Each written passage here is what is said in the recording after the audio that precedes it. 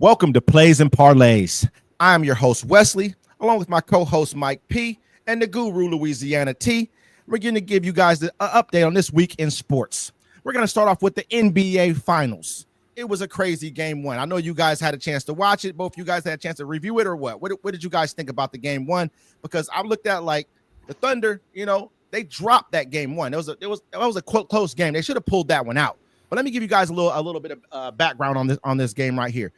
It came down to the wire. You got a guy who like Tyrese Haliburton, who again came through. I think this is the fourth game in this series that he's had. That he at the buzzer beater to win the game. What did you guys think, Louisiana T? What was your take on that game? Like, what did you get from how the game was played out? How I feel like the Thunder kind of lost that game for themselves. I don't feel like the Pacers really won that game more than the Thunder dropped it. Yeah, I would actually agree with your statement on that one, right? They lost that game, in my opinion, man. They got out-rebounded 56-39. You would think with 25 turnovers, the Pacers would have lost, right? Especially 25. with only seven turnovers coming from the Thunder. They took care of the ball, right? They just did not play well. They just didn't. As a matter of fact, neither team really played well in this game. Nobody scored over 20 points for the Pacers. It was a team effort for them to really pull through it at the end. For me, the Thunder just really lost the game. Man, they got out rebounded. They showed no heart really at the end. The second half, I'm pretty sure. Look, SGA is going to do what he does, right? He's going to perform all the time. We know that he's MVP, right? MVP for a reason. He's going to show up, show out. Nobody helped him last night. Do you got those shot percentages for them? What's that? Do you have the shot percentages for them? Yeah, so basically the Thunder, they actually had 47.6%. Or I'm sorry, the Thunder shot 39.8% from the field. From three-point range, they shot 36.7%. The opposite, the Pacers shot 47%, 46% from three. So it's right around that 50% mark that it takes for them to win games, right? But still, for me, the rebounds is where they lost for OKC, right? I mean, you're looking at Chet Holmgren, who played 24 minutes, scored 6 points, 6 rebounds, 1 block. He was a +4, right? That wouldn't be a bad stat, but 6 points and 6 rebounds in 24 minutes when you're getting out rebounded like that, that's insane for a 7-footer, right? And then you look at Isaiah Hartenstein. He actually had a pretty good game. 17 minutes, 9 points, 9 rebounds, 1 steal. He was +2. I would look for his minutes to go way up in game 2. They should, because Cason Wallace was terrible. They didn't start him. It was Wallace crazy. Was terrible. I couldn't believe they started Wallace, to be honest with you, in game 1. And look, 33 minutes, 6 points, 2 rebounds, 1 assist. He was -13, fellas, -13. That's insane that he saw as many minutes. I don't see why. I mean, Mike, I don't see why they went away from what's worked for him all season. You got Hartenstein starting. You got Chet Holmgren starting along with him. Why would you switch this up going into a game 1 of an NBA Finals when you're dealing with a team that you probably owned during the regular season? You've probably had no problem beating the Pacers. I'm not sure. I don't have my background on that. However, why would you switch it up? If it ain't broke, don't fix it. So what did you think about that, Mike? I'm right there with you as far as that statement right there. Maybe it's just something that we ain't seen in the backgrounds that they thought they seen, and they try to make some adjustments to it. But in my opinion, they shouldn't have done that. What they has been working all year. There's no reason for them to make those type of adjustments at all. And really, those percentages, just like you were saying, the shot percentages really made a difference too. I'm gonna add that with that, with the rebounds and everything. As far as that, them playing as a better team. That was just the whole thing about it. Nobody had there was no what would you say? No star player dog over there. You know what I mean? Everybody was a star on the Pacers that game. They all played well. They all worked accordingly. You know what I mean? The Thunder, their head wasn't in the game. Maybe it's as far as that mentality thing that I'm always talking about. You know what I'm saying? As far as them thinking that they got it, because they is the best team in the league. They are the best team in the league. I'll give that to them. You know what I'm saying? So maybe they just got too big-headed with it. You can't put everything on Shea. You really can't. You know what I mean? He put up 38 points. He put up 38. But they still lost. You know what I'm saying? You can't put everything on this man. You know what I'm saying? And then Chet. People like to try to compare Chet to Wemby. Nah, he's not. Chet ain't really doing what he's supposed to be doing with the size and the talent that he has. That man should be going crazy. I mean, if you look at it, Chet, it just seems to be hurt to me. I mean, I'm watching him play. He's not playing like Chet normally plays because Chet balls. He's a baller. I mean, I know as much as we're seeing like a weaker side of him, that kid is a double-double. He's most of the times a good walking double-double. He's going to get you some blocks, but I can just tell by his legs the way he gets hit and he falls so easily right now. And as Ginger as he's running up and down the court, he looks like he's hurt to me. And I think next year we're going to see a different version of Chet Holmgren, you know what I mean, for the OKC Thunder. What do you think, Mike? He probably did push through, considering the fact that he's basically staying injured. You know what I mean? He had to sit out his first year. You know, it's the same kind of things. He's a solid player. He's a good player, but to me, he's inconsistent. And it comes with just his health, with everything. Yeah. It's not easy being 7 foot. You know what I mean? It's really not. So it's just like people need to look at it and understand it from that point of view, but also understand yourself. You know what I mean? Don't go out on that court and risk being a reason that y'all lost as well. You know what I mean? Just because you would think you could hold down for the team, believe in that team to be able to do that. You know what I mean? If you need to be able to sit down, you need to sit down. You know what I'm saying? Make sure you healthy, because all you're going to do is make yourself even more injured. You're going to make your career fall down even more. So Chet needs to be able to just heal up, man. But honestly, the way he be getting injured is just honestly like, I don't know, man. Let me say this. So what do we think, T, about going forward? Okay, the game came down to the wire. It was a crazy game. We saw what happened. You look at the Pacers had 6 guys in double figures when it came to scoring. They had 2 guys with over 10 rebounds. You know, Siakam, I think also Haliburton had 10 rebounds as well.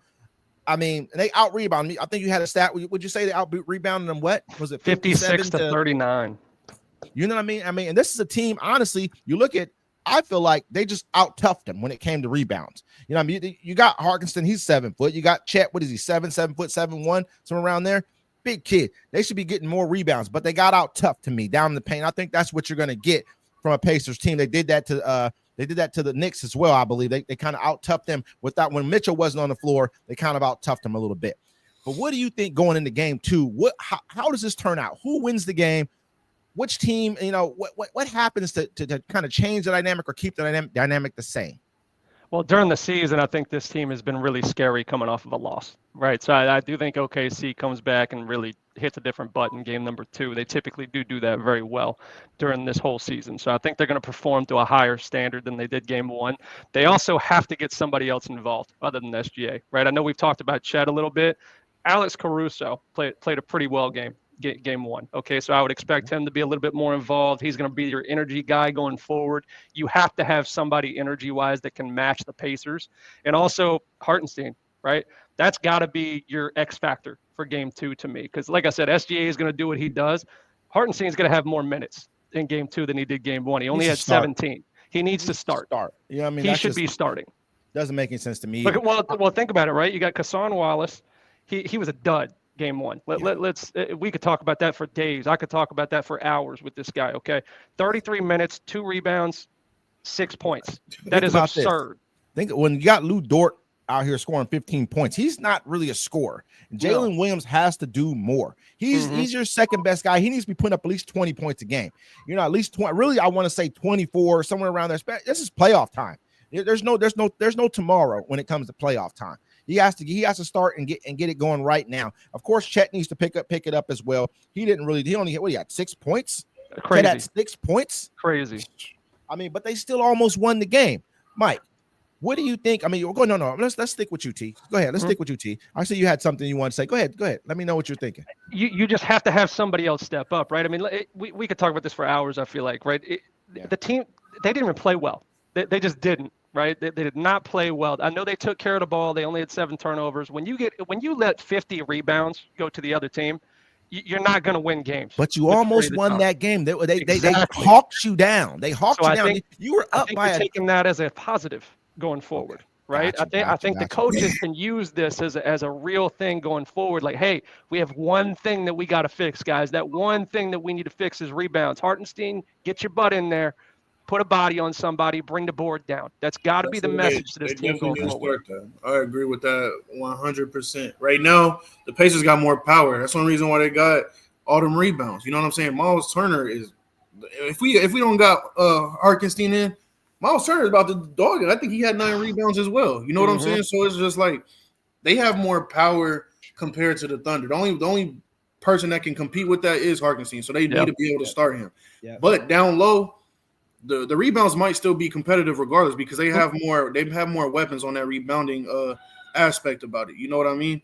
Everybody else, if they could do that honestly, and they're a great defensive team as well. So they just need to be able to make all that happen the right way accordingly. You know and what when I'm you saying? look at it, Mike, it's not.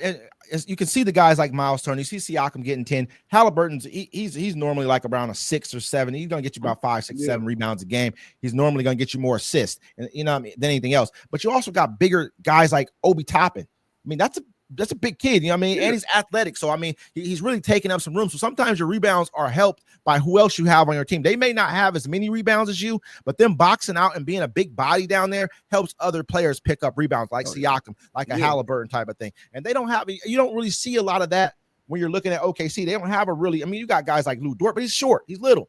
He's not comparing like as far as like the physicality or the athleticism with the Obi Toppin. He's just not. And you're not going to expect that would be the downfall of the Thunder. You know what I'm saying? The rebounds win games. You know what I mean? Rebounds really win games. That makes a big difference. You know what I'm saying? So it's just like if they can't get that together, it's going to be spooky. You know what I'm saying? Did this not look exactly like Game 1 against the Knicks? It looked just like it was literally the repeat. They hawked them down. It's just, to me, it was crazy. Now let's talk about that shot before we move on to say who we think is going to win the series or win next. Let's just start next game. Let's just do next game. But before we get there, let's start with this. Do we really take that? Is Tyrese Haliburton a superstar right now? Is he a burgeoning superstar, or has he stepped into superstar status with this? I mean, this has been 4 shots that he's pulled off, buzzer beaters in this playoff series. Not this series, but in this playoff, like 10th year alone, he had 4 shots that he's hit that were buzzer beaters to win the game. That's, that people will call that superstar type, What do you think, Louisiana? Look, if they win the title, if they win this series, right, he reaches a new level of stardom for himself. And I think it's because he's the one that's making these clutch shots, right? And he is, and that's going to be his new nickname going forward, right? Mr. Clutch. I can see it already. Just if there's a game on the line for Tyrese, who you want taking that shot, it's Tyrese. Right? They call him the moment. Oh, you have to, right? I mean, the dude comes up the floor. He's got more confidence than anybody in that situation. Like, it's crazy. I got confidence in the guy. I know what's going to happen. Like, he's probably going to hit this shot. This is no way. Put 2 guys on him. Make him pass to somebody else. With the name that they gave him as far as being the moment, I'm not even trying to hate on it. You know what I'm saying? I believe that's what it is. This is just all a moment. I don't see this happening consistently like this. This is his run. This is just his run. I didn't see Matt. How many people have we seen that had beautiful runs in the playoffs and that was that moment? You know what I'm saying? Are we saying that Tyrese has not proven it out over the years? He's led the league in assists multiple seasons since he's been here. He's averaged about 20 points a game since he's been in the league. You know what I mean? Not every year, but over the last few years. Yeah, and you're right. But I'm saying what the whole subject of what we're talking about right now though is as far as the clutch moments, right? As far as the game winning shots and all of this. This is all something that's just a moment. I don't see four times. That's nice. I'm not knocking it. But this is his moment. This is not going to be something that's just going to always happen. This is his beauty. This is his beautiful run that people can talk about as history goes by. You know what I'm saying? Like, this ain't going to keep happening though. You know what I mean? Tyrese has shown him. He's shown himself to be that dude for that moment, though. You know what I mean? Like, remember I think you brought this up yourself when you spoke about the play-in tournament, when he had that magnificent run during the play-in tournament. Right. And after that, it was kind of like he kind of like nosedived. I think it was because of an injury or something like that he had during the season. He got an injury, and he never kind of quite got back to that star status that he was at. Right. However, it's not like Haliburton's a guy who just came out of nowhere and started performing. This guy, who did we just talk about just last series when we were talking about what did he do? 35 points, 16 assists, something crazy that no one's ever done. He's been breaking red. This is not new to him, Mike. This is not new to him. Haliburton is a dog. They claim he's overrated. In my opinion, he's underrated. You know what I'm saying? He doesn't get the credit he deserves. 10 plus assists a game. He's averaging over 10 assists a game. That's not normal. The reason why I feel like he doesn't get the credit he deserves is because of the inconsistency, though. You know what I'm saying? That's just all it is. Like you just said. You just brought up me talking about when he went on this run. Once again, that's a moment. That was just a moment. You know what I'm saying? The name that they just gave him, they made that public. That's his name, Tyrese. the moment Haliburton, and that name fits him so well because he's good in this moment. You know what I'm saying? It's not no consistent run where he's like this the whole time. Average 20 points a game, though, it's consistency, right? That shows consistency. Yeah. Average over 10 assists for a season. This is for the NBA season, 82-game season. I'm not saying he played all games, but for the NBA season, and he was able to, you qualified to be in the running to lead the league in assists. So you played enough games. Right. You averaged over 10 assists. I mean, so that's consistency right there. I hear you. Your team is now, they said, I mean, I thought he should have probably won MVP of the Eastern Conference Finals. I felt like he should have. You know what I mean? You won one of the games that on a last-minute shot. You also had, I think you had more points per game than Siakam. You averaged more, probably more assists even. I don't understand. Or they're really close in points. One of the two. But their overall numbers were better than Siakam's. I don't understand it. Maybe it's because of his dad. They had the situation happen with his dad, Louisiana. But what do you think was the reason? I mean, what do you think about Haliburton? Is this real, or is this like, you know what I mean, Memorex, like Mike's saying right now? No, it could be that, right? It really very well could be. I will say that. But I think he's finding a new level to his game, and that we didn't know that he was capable of before. And I think that's why so many people are very surprised at the way he's playing right now, is because at the end of games, who are you going to give the ball to, right? Now you don't have that question on that team. It's not who's getting the ball. It's, hey, how are we going to stop Hallie from scoring this shot? So I think he's finding a new level, and can he keep it up? That's the question. But this run reminds me of Dirk, to be honest with you, with Dallas. Like, it really does, man. He's taking his team and kind of putting them on the back a little bit and really kind of running them down. So I really like the way he's playing. He hasn't really played 1-2 bad games the entire playoffs. Yeah. So he's playing really well. I will say this though, Mike. He has not been as consistent as when I look at Haliburton. He will do things like 38 points one game, 6 points the next. He will do things like that. He only got 14 last night, right? Or you know what I mean? Yeah, but 2 of those 14 brought him home. You know what I mean? Like, I mean, it's crazy. I'm like, this guy right here, man. It can really just go both. It can go either way right now. You know what I mean? This is the first look of us seeing what Haliburton is doing. There's a chance that he can have that built in him to Dame time. You know what I'm saying? Damian Lillard is just true. Let's start here. You know what I mean? Quick, Mike. Then, who do you have for game 2 and why?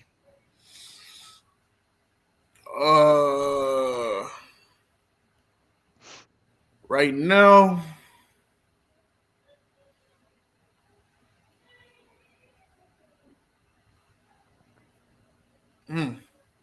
I'll probably say the Thunder for game 2.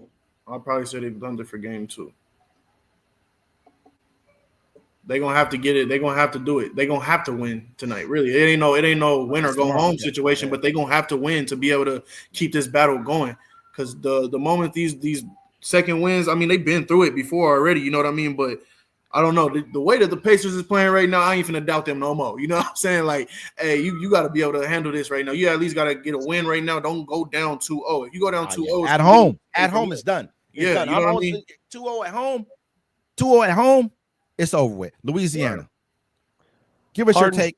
Hartenstein plays more minutes.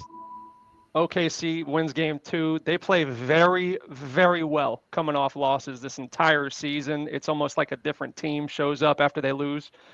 I think this is going to be a very different game 2. I don't think it might not even be close. It might be how game 1 was running the entirety without the comeback at the end, because I don't think they're going to take their foot off the gas. But they have to make that adjustment, though. They have to make that adjustment. They have to. I mean, they still going to battle with these rebounds, even if they put him in. Regardless, the Indiana is a stronger team regardless. You know what I mean? So that's why I'm kind of like, I'm really thinking on who I think would win. You know what I mean? I usually just come out with the answer out the gate. Yeah. But this is like something that's going to be a competitive game. So you got for the game, you got OKC. For the series, let's just, what do you got? Wait, who you got series? For the series, what do you got for the series? I was talking to Wes, but go ahead. So who do I have for the series? I have OKC. Yes. I have OKC. Okay. I think better team. I really do. Got you. Mike, who do you got for the game? Who do you got for the series? I'm still going to stand with OKC, but it's going to be a battle. For the game or the series? Both or both? Well, the game already said OKC. You know what I mean? That's with the adjustments. That's definitely with the adjustments. If they don't, it could be the Pacers taking it tonight. You know what I'm saying? But the OKC got to win this game. They have to, you know what I mean? And if they don't, it's gonna look ugly from there. But if I could see OKC still taking it, it's just gonna be a beautiful battle. It's gonna be one of them good finals runs that we ain't seen in a long time. So If Hartenstein doesn't have minutes, they lose. Yeah, for sure. Hey, and with that, this is Plays and Parlays. We'll catch you next time.